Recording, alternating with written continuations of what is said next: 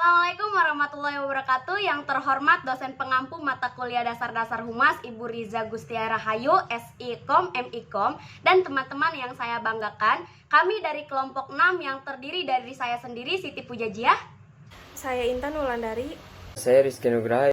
Di sini saya beserta rekan saya ingin menyampaikan materi tentang public relation, yang dimana pada capture 1 akan membahas tentang bagaimana kita mengenal public relation yang akan dijelaskan oleh saya sendiri.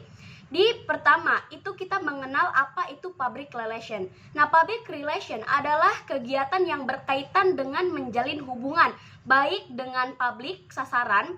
PR juga itu menjalin komunikasi yang baik kepada organisasi eksternal dan internal. Public relation itu banyak dipraktekkan di berbagai organisasi dalam rangka menunjang manajemen yang untuk mencapai tujuannya secara efektif dan efisien. Public relation juga bersifat preventif, dan mencegah timbulnya masalah. Nah, untuk di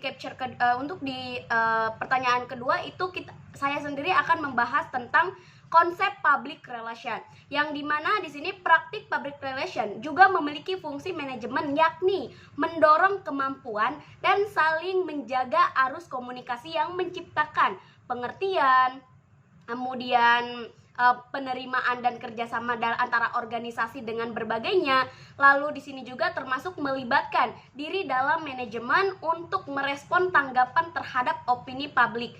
Membatasi dan menegaskan manajemen untuk melayani publik yang berkepentingan, membantu manajemen membuat kebijakan tertentu secara efektif untuk menciptakan perubahan yang bermanfaat. Lalu di sini juga itu dapat menjalin sistem peringatan diri untuk mengantisipasi kecenderungan dan menggunakan penelitian, akal sehat serta komunikasi etis sebagai prinsip dasar. Nah, lalu yang ketiga di sini saya akan menjelaskan terkait karakteristik public relation. Nah, apa itu karakteristik public relation? Suatu fungsi manajemen yang menggunakan penelitian dan upaya yang berencana dengan mengikuti standar-standar etis, suatu proses yang mencangkup hubungan antara organisasi dengan publiknya, fleksibilitas, kemudian mengumpulkan informasi dan membangun hubungan. Nah, lalu di sini ada juga yang keempat, yaitu peran publik. Apa itu peran publik? Nah, peran public relation itu yaitu penasehat ahli, seperti kayak proses fasilitator, lalu di sini juga proses pencegahan masalah, kemudian fasilitator komunikasi dan yang lainnya juga. Nah, kemudian di sini ada juga teknisi komunikasi, which is communication technician. Lalu di sini saya juga akan menjelaskan terkait public dalam public relation. Nah, apa itu? Public relation itu adalah khalayak sasaran dari public relation yang biasa juga disebut dengan stakeholders atau juga khalayak humas, yaitu kumpulan orang-orang atau pihak-pihak yang berkepentingan terhadap perusahaan. Unsur-unsur tersebut pun antara lain seperti pemegang saham, kemudian karyawan dan manajemen. Ya, pembahasan selanjutnya itu akan dijelaskan oleh rekan saya, yaitu Intan Wulandari, yang akan membahas tentang strategi communication. Silakan Intan. Cek. Oke. Dan pembahasan terakhir itu akan disampaikan oleh rekan saya juga, yaitu Rizky Nugraha, yang akan membahas tentang media relation. Baik, di dalam chapter 2 saya akan membahas tentang strategi public relation. Di dalam chapter 2 terdapat 3 poin. Yang pertama, apa itu citra perusahaan? Kotler 2009 menjabarkan tentang citra. Menurutnya, citra adalah jumlah dari keyakinan-keyakinan, gambaran-gambaran, dan kesan-kesan yang dipunyai seseorang pada suatu objek seperti orang, organisasi, dan sekelompok orang. Selain itu, Kotler juga memberikan penjelasan lain. Menurutnya, citra merupakan respons konsumen pada keseluruhan penawaran yang diberikan perusahaan dan didefinisikan sebagai sejumlah ide-ide, kesan-kesan, maupun kepercayaan publik kepada sebuah organisasi.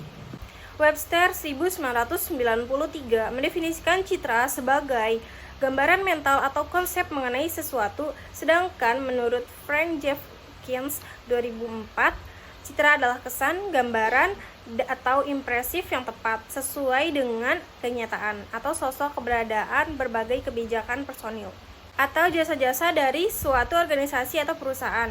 Sebenarnya, tidak ada definisi mutlak mengenai citra, karena citra hanya dalam pikiran dan tidak bisa digambarkan secara fisik. Meskipun begitu, wujud citra bisa dirasakan melalui penilaian baik atau buruk. Misalnya, sebuah perusahaan yang memiliki citra baik cenderung akan memperoleh respon yang baik pula dari publik, begitupun sebaliknya. Untuk mempertahankan citra yang baik, organisasi atau perusahaan perlu menggunakan berbagai cara agar citra yang diperoleh dapat tetaplah terlihat baik di depan publik.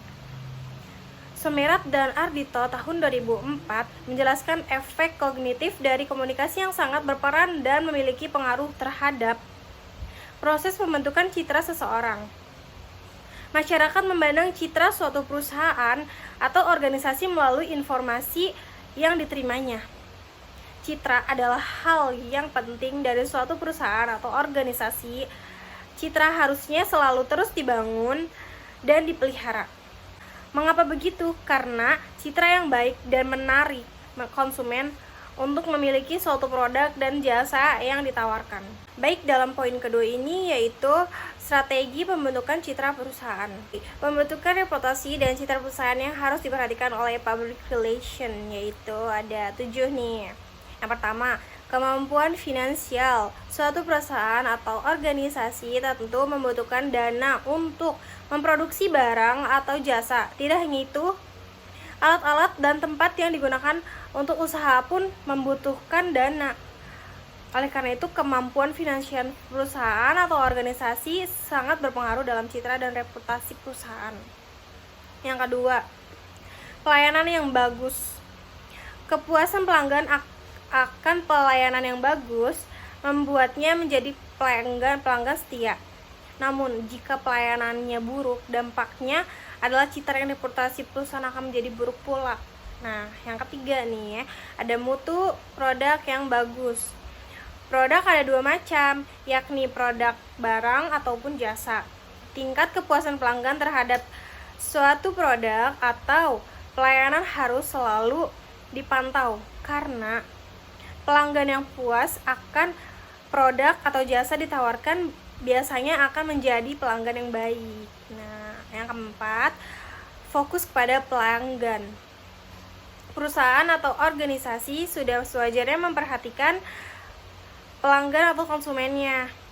Dalam suatu perusahaan atau organisasi, konsumen merupakan aset nyata yang akan membelikan produk atau jasa. Sehingga perusahaan atau organisasi harus mengutamakan dan memperhatikan pelayanan yang baik. Yang kelima, inovasi. Perusahaan atau organisasi hendaknya selalu melakukan inovasi terkait produk atau jasa yang ditawarkan. Inovasi yang baik sesuai perkembangan zaman atau kebutuhan pelanggan akan membantu perusahaan dalam mempertahankan citra dan reputasinya. Yang keenam, penuh tanggung jawab. Udah pasti dong ini ya. Perusahaan atau organisasi yang baik harus selalu bertanggung jawab jika ada hal terkait yang menjadi masalah untuk pelanggannya. Yang ketujuh, reliabilitas. Perusahaan atau organisasi harus selalu mempertahankan konsistensinya maupun keagungannya. Reputasi dan citra perusahaan akan terlalu terjaga dengan baik jika perusahaan bisa menjaga reliabilitasnya. Pada poin ketiga yaitu apa itu opini publik dan pengaruh dalam public relation. Opini publik merupakan kumpulan pendapat individu dan memengaruhi suatu kelompok orang atau masyarakat. Opini publik bersumber dari opini pribadi yang melibatkan proses personal, sosial, dan politik saling memengaruhi. Opini publik juga dapat dibentuk oleh surat kabar, public relation, opinion leader, dan pengalaman. Pembentukan opini dapat diperoleh berdasarkan informasi yang diterima pada publik melalui media massa yang menyampaikan berbagai pesan namun umum dan aktual. Menurut Hartono dan Arifin, tahun 2004, Public Relation menjalankan fungsi manajemen dengan melakukan penelitian terhadap pendapat, keinginan, dan sikap publik, usaha-usaha penerangan dan hubungan-hubungan untuk mencapai saling pengertian, kepercayaan, dukungan, serta integritas dengan publik.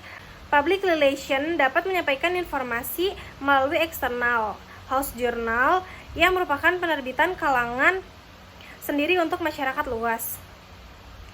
Opini leader juga berperan dan mempengaruhi dalam pembentukan opini publik. Proses pembentukan opini publik berasal dari pengalaman individu. Individu merupakan bagian dari masyarakat sehingga keberadaannya memiliki keterkaitan dalam pembentukan opini publik atau Oli dalam Fitrah tahun 2011. Sistem pemerintahan yang didemokrasikan dalam sistem pemerintahan yang responsif terhadap suatu opini publik sebagaimana dikemukakan oleh Haynes dalam Puji tahun 2010. Sistem pemerintahan yang demokratif adalah sistem pemerintahan yang responsif terhadap opini publik sebagaimana dikemukakan oleh Haynes dalam Puji tahun 2010. Responsiveness to public opinion is an essential ingredient of democratic government, atau dalam Publik tahun 1999. Lippmann mengemukakan bahwa opini publik biasanya hanya merupakan penolakan besar pada saat-saat krisis ketika suatu arah kebijakan untuk mendasar harus diambil. Menurutnya, para politisi dan demokratis lebih suka mengelak dan perubahan-perubahan yang menyusahkan karena tahu bahwa selalu ada kesempatan atau kemungkinan veto massa yang sangat besar dan mahal sekali biayanya bagi mereka yang partai. Jika coba-coba menantang massa lebih jauh, ia mengatakan bahkan jika tidak ada distorsi yang sengaja disensor atau dipropaganda yang tampak jika mungkin dalam masa perang atau bahkan masa damai sekalipun, opini publik itu tetap tidak dapat menjamin memahami secara teratur dan cepat realitasnya segala sesuatunya. Terdapat kecenderungan bahwa opini untuk hidup dan desus-desus yang dikompori oleh keinginan dan ketakutan kita saja. Opini publik barangkali memang mengidap kelemahan semacam, namun pada kenyataan pemerintahan tidak selalu bertindak atas nama rakyat sehingga harus dikontrol melalui opini publik. Di sisi lain, tidak selamanya opini publik mengandung kesalahan sebagaimana disalir Lippmann. Ada banyak bukti yang menunjukkan opini publik mengandung kebenaran. Menyampaikan tentang media relation. Yang pertama, ada strategi membangun hubungan dengan media. Membangun hubungan dengan media merupakan hal yang sangat penting bagi praktisi public relation. Keberhasilannya dalam melakukan tugas ke public relation dalam rangka menjangkau perhatian halayak sangat ditentukan oleh pemahamannya tentang strategi membangun hubungan dengan media, serta kepandaian dan taktik praktisi public relation dalam membangun hubungan dengan media. Hubungan baik dengan media massa ini dibangun dengan menggunakan strategi komunikasi yang tepat, yaitu dengan cara yang dilakukan demi kelancaran komunikasi antar public relation dengan media massa. Hubungan baik yang dimaksud di sini adalah hubungan baik dengan institusi media dan antar public relation dengan wartawan. Hubungan yang baik dengan media massa yang menjadi satu hal sangat penting bagi seorang public relation, seperti tentara yang akan maju untuk berperang. Dia membutuhkan pengertian dan penguasaan tentang strategi perang. Yang kedua, ya ada kegiatan media relation. Dari berbagai kegiatan media relation dapat dilakukan melalui berbagai cara. Sebagai seorang public relation harus dapat melakukan kegiatan ini baik dalam kerangka formal dan non-formal. Kegiatan yang pertama ada kontak pribadi, yang kedua ada pelayanan informasi berita, yang ketiga ada antisipasi penanganan darurat. Contoh dari kegiatan media relation dibagi menjadi dua, yaitu formal dan informal. Contoh dari formal, yang pertama konversi pers, yang kedua ada wisata pers, dan yang ketiga ada resepsi pers. Contoh kegiatan media relation informal, yang pertama ada wawancara pers, dan yang kedua ada keterangan pers.